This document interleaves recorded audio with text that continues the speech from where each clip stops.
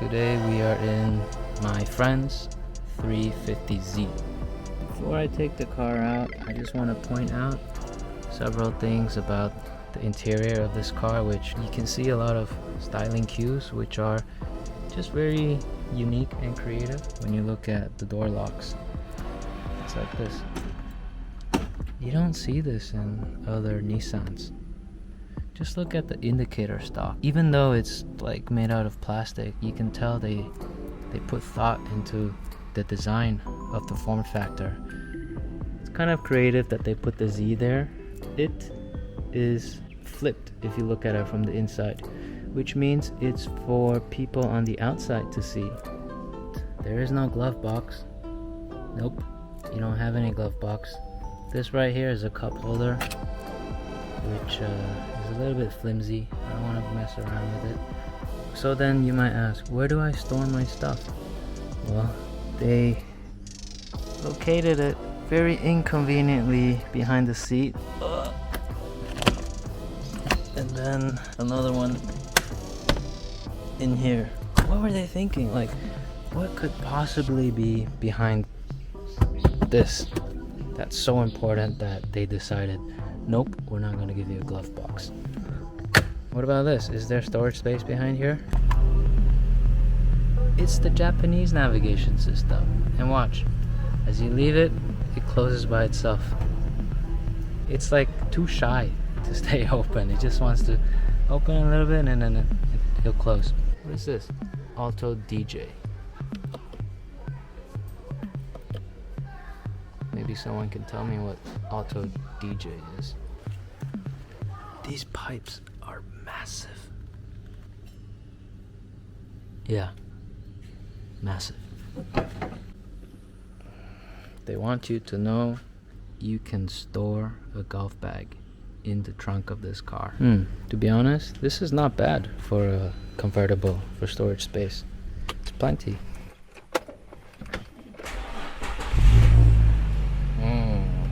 Fruity. Right. I've been holding back driving this car because I really want to capture my genuine first impression of driving somewhat legendary 350Z. I feel like this car, including the 370, right? I kind of categorize them as sort of the same car. But both of these cars, they came to this world with a bang. Like, people got really excited. The reviews were all very positive. Lots of people bought them. It's a hugely successful car. And they kind of outstayed their welcome. Nissan made the 370Z, 350Z for such a long time that people are really starting to hate it now. It reminds me of that line in The Dark Knight where the Joker said, you either die a hero, which this car did not, or you live long enough to become the villain. Yeah, this car sort of lived for too long and now is kind of a villain, because when people see this car, they're not as excited as they used to be. You know, if Nissan sort of stopped making this car 10 years ago, let's say, and then you see one on the road today, you'll be like full of nostalgia. You're gonna think about the days where your uncle or your friend used to have one. But now when you see one, it's just like, oh, it's just another Z. It really is a shame. The engine in this car is the VQ legendary, or it used to be legendary VQ 35DE, not the HR, but the DE. What is the difference? The DE is kind of the less desirable model to have. The HR, which stands for high revolution, is the facelifted or the upgraded engine, which they brought out in 2006 or something like that. But this car, being a 2003, did not come with that. The easy way to tell them apart, if you look at the engine, this one only has one throttle body. The HR has one on each bank, so it's a dual intake system. I'll be honest to say that I have never really liked the Nissan Zs, except the 240Z, because that's a design masterpiece, that car. So I don't know what to expect.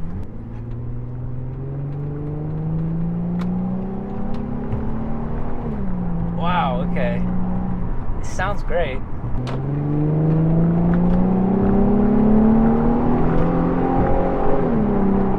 Wow, it sounds good. It screams. Sounds good, but it doesn't feel fast at all. Like, at all, it does not feel fast. Maybe I need to put it into power mode, which there's a button. If I click it, it puts the transmission into power mode, and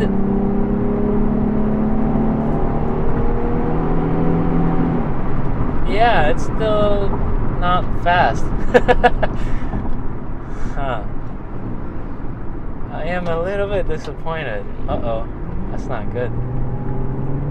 My friend who lent me this car, he took my Evo, and he is thoroughly enjoying it. He told me he doesn't think I will enjoy this car. My first impression so far is it's not memorable, let's just put it that way. He told me to use the Tiptronic, so put it to the left, shift down. He says it's pretty good, so I'm in third gear. It tells you right here that you're in third gear, and I don't know, I'm not getting the fizzy vibe.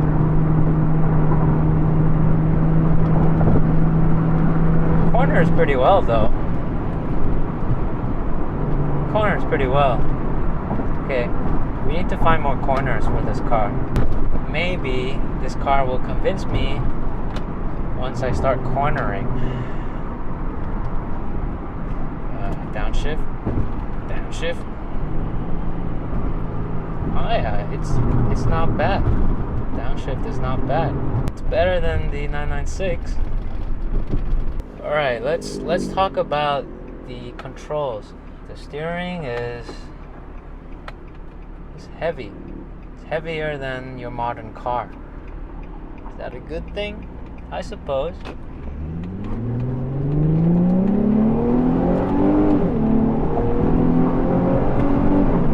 This engine, wow, it sounds really good.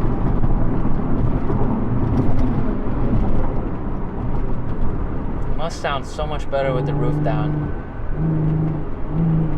It's quite responsive.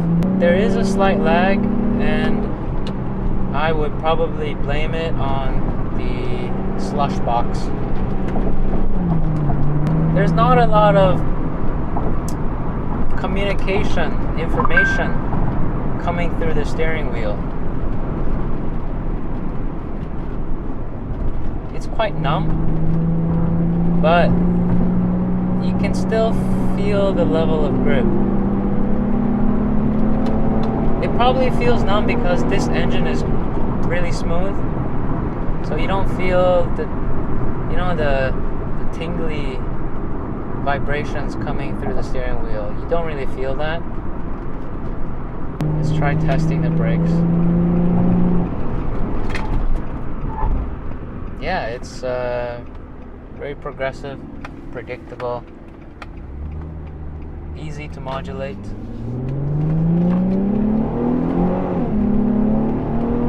I don't know why the shifter, you push it forward to shift up and you push it back to shift down. It's reverse of what you are used to. In manual mode, it really isn't that bad. Okay, I'm starting to come around. I'm enjoying this car more. And brake. This car is pretty easy to drive fast. I'm starting to come around. The suspension is very forgiving. It doesn't feel like a hardcore sports car. It feels like a cruiser. It feels like a roadster should, which is nice.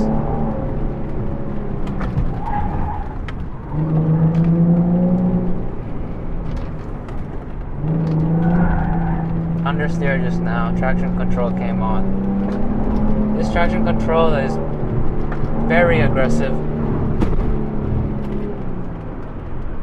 Yeah, my friend did say you can turn it off, so traction off.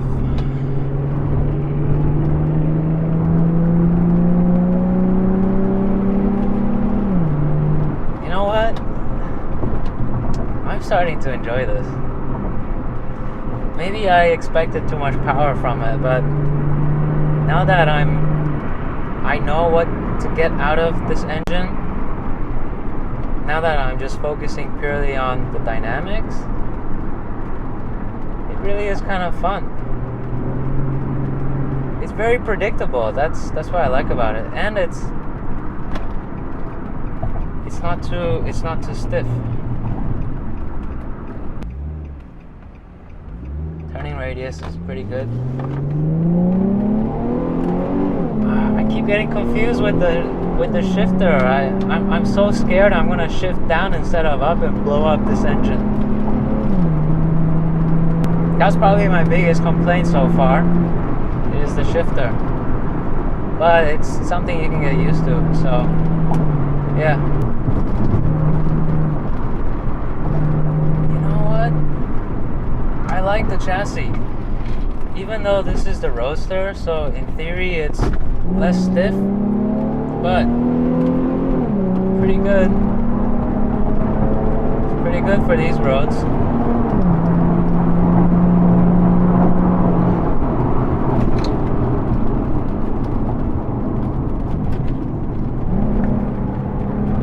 Yeah, okay, I can feel the body flexing. I can feel the body flexing just now. It was kind of doing this. I'm really starting to like it. It's no Evo. The Evo is just, it feels like everything is easy. This car, you kind of have to manhandle it, and I kind of like it.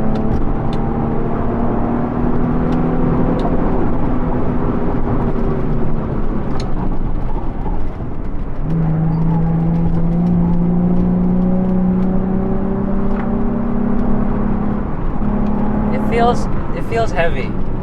The body is a little bit unsettled when cornering.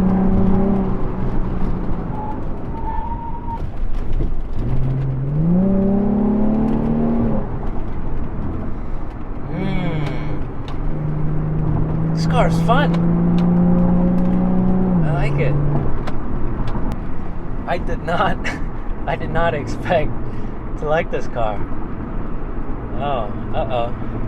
And I thought I would hate the gearbox. It really is not bad. I don't get it, because this car was from 2003, but the CLS and the Turbo S that I drove, they are both 2005, 2006. They came later, but the gearbox on those are kind of terrible. Yeah, the downshift is really not bad. It doesn't give you that surge of deceleration. I think I need some more time in this car to really filter out all my thoughts about it. So far, I really like it. Oh man, it must be so much fun with the roof down. I know I talk about this all the time, but I can feel the engine through the throttle pedal. It's just tingly and vibrating slightly.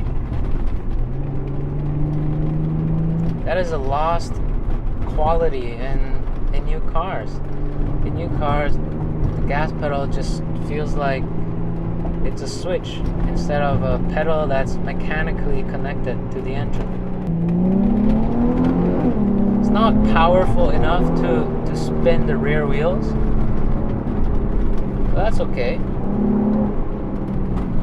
Doesn't need to be a muscle car.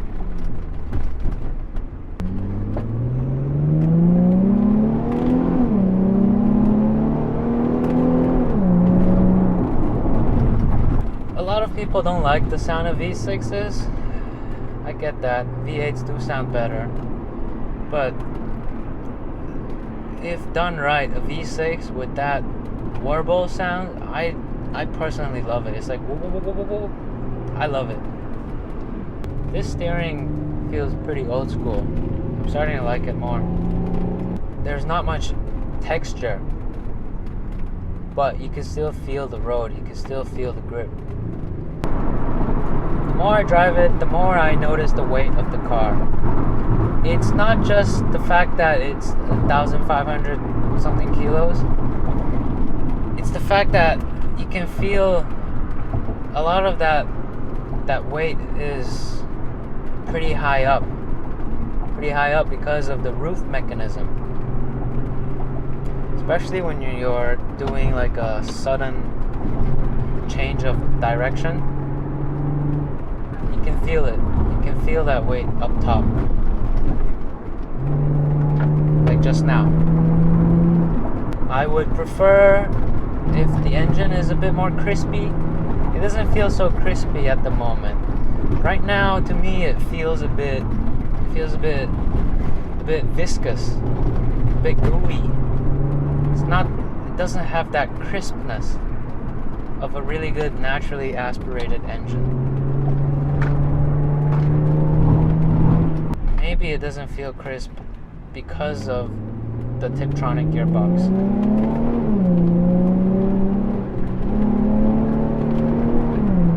Why do I say that? When you give it gas, it takes about maybe half a second to a second for the engine to respond. And that's most likely because of the gearbox. When you're idling like this, it's very quiet. I can barely hear the engine. I can't even tell if it's on. There's a reason why the Boxster has basically outshined this car in every single way. But when just looking at this car in isolation, it really is not bad. It isn't bad at all. I really like these brakes. I know I said it a few times, but it really gives me the confidence to drive fast. I know exactly when it's gonna lose grip. It's so easy to modulate.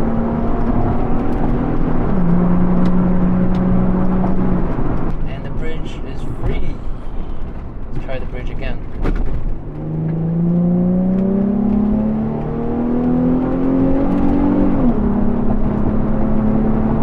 It's not fast, like I said, I'm flooring it now. This sounds really good. Brakes are really good. Really, really good. It was dancing just now. Very neutral. Very neutral just now. I like it. On the limit, really easy to drive.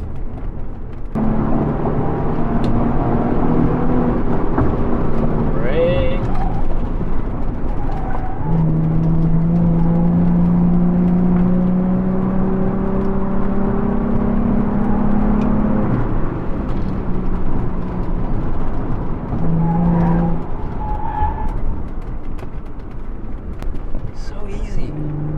It understeers mostly on the limit, but you can change that by just giving more gas. Alright, I am going to put it into automatic mode and let it cool down. When I'm trying to relax in this car, I'm starting to notice that it's not that comfortable.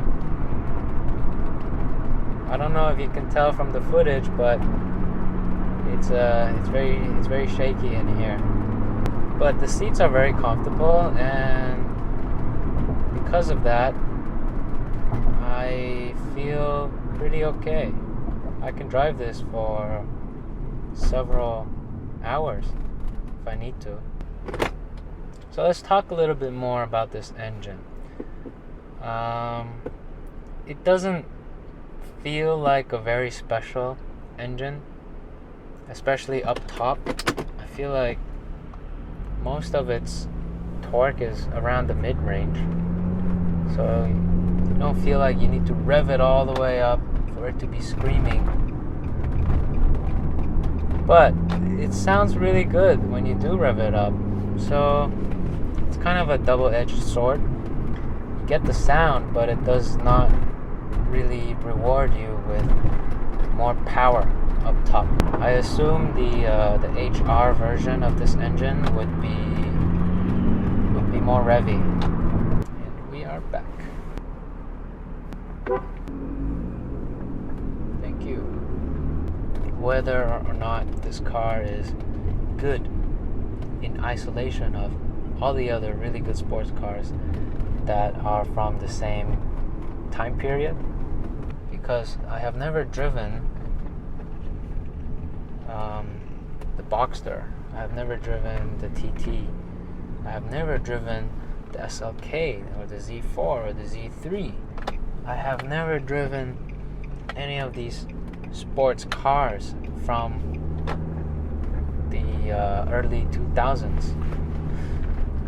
So in isolation, based on my lack of experience, would I say that this is a good sports car?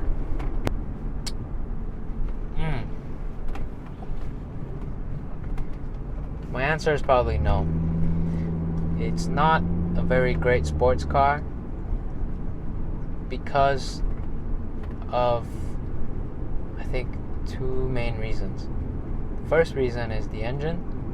It sounds great, but it doesn't feel like a sports car motor.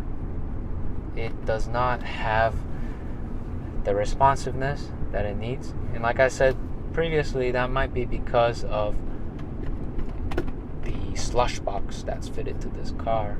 You miss that immediate connection between the gas pedal and the engine. It just feels a bit viscous, something damping the inputs. Second reason is that you can really feel that this car is a bit top heavy. I don't want to call it too heavy, but it feels top heavy. When I was cornering on the Skybridge, I really felt that the chassis was flexing. I don't really notice that with many cars before, but yeah, I really felt it. The two-door version with the hard top would probably be much better in terms of driving dynamics. Maybe I should drive this car with the roof down, but I don't want to film it with the roof down because of all the wind noise. If I were to drive it with the roof down, I might enjoy it that much more. So yeah, thanks for watching. Bye.